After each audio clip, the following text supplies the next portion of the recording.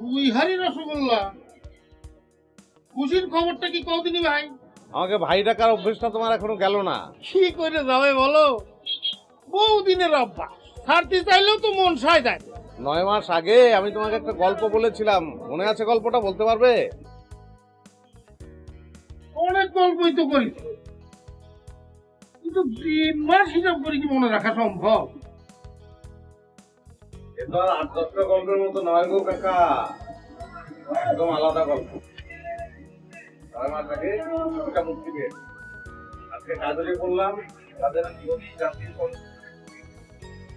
আমি ঢাকা যাচ্ছি, সিনেমার লোকগুলোকে অভিনন্দন জানাবো। তোমার রসগোল্লা ছাড়ানোটা হবে? অভিনন্দন জানাতে যাচ্ছ ভালো, তাহলে কি কেউ তোমার চেনে? সেটা তো বড় কথা নয়, কি যে মায়া ছিল ছবিটাতে, আমি 17 বার দেখেছি, তবুও প্রাণ জুড়েনি। আচ্ছা বাদ দাও, তুমি মিষ্টি দেওয়ার ব্যবস্থা করো। এমন উন্মাদনা তো তোমার মধ্যে আগে কখনো দেখিনি। কাকা, ভালো কাজে উৎসাহটা কিন্তু বড় দরকার। বুঝতে পারছি বুঝতে পারছি। হ্যাঁ প্রদীপ, ওই তোর মোবারক ভাইয়ের জন্য 2 হাড়ি রসগোল্লা বাইতে ফেলা দিনি।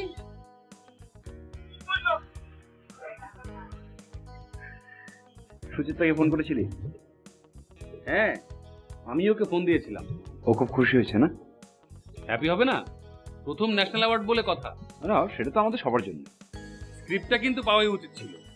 চিত্র কিন্তু দারুণ অভিনয় করেছে। Best story, best film, best photographer সবই তো আমাদের। এবার বল কিভাবে সেলিব্রেট করতে চাস? দারুণ সেলিব্রেশন হতে পারে তুই যদি একটা নতুন গল্প শোনাতে পারিস। আমদালি ভাই প্রডিউস করতে রেডি। গ্রেট। শীতের মধ্যে চেঁচামেচিটা ঠিক জমছে না, একটু গরম হতে পারলে আর চেঁচামেচি ছাড়া সেলিব্রেশন হয় বল। আর সন্ধ্যায় পার্টি, রূপার আতাহর অন দ্য ওয়ে। ওরা আসুক, দেন ডিসিশন।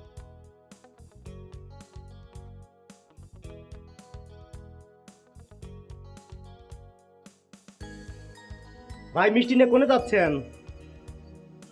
ও, আমি মিষ্টি নিয়ে আমি একটু ঢাকা যাচ্ছি। তুমি কোথায় যাচ্ছ? আমি কোথাও যাব না, মা আসবেন 11টার ট্রেনে। তার স্টেশন মাস্টার কইলো গাড়ি লেট হবে। ও আচ্ছা আচ্ছা, 9 মাস আগে আমি তোমাকে একটা গল্প বলেছিলাম, মনে আছে? না, মনে পড়ছে না। ও, মনে নেই? না। গল্পটা একটা মেয়ের গল্প। মেয়েটার পরিবারে অসংখ্য সদস্য, তবুও মেয়েটা বড্ড একা, ভীষণ একা। মেয়েটা খুব গুছিয়ে কথা বলতে পারে না, কিন্তু খুব গুছিয়ে ভাবতে পারে। মেয়েটার ঘরে একটা জানালা ছিল, সেই জানালাটা ওর খুব প্রিয়। জানালায় দাঁড়িয়ে বাইরের পেয়ারা গাছে পাখির বাসা, হাত দিয়ে সেই পাখির বাসাটা ধরা যায়। বাইরের অনেকটাই ওই জানালায় দাঁড়িয়ে দেখা যায়। ও দেখে, বৃষ্টি দেখে, শীতের কুয়াশা দেখে।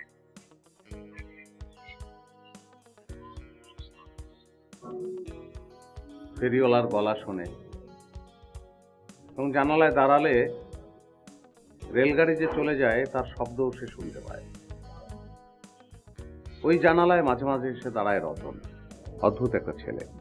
সে কাঁঠাল গাছটা হেলান দিয়ে দাঁড়িয়ে গল্প করে। গল্প মানে হাবিজাবি সব এলোমেলো কথা, রূপকথার মতো, মিথ্যে কথা। তাই মেয়েটার খুব ভালো লাগতো।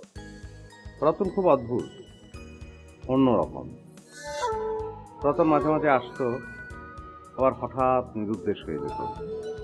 মেয়েটা রতনে আসার জন্য অপেক্ষা করত। এটা বাংলা সিনেমার গল্প?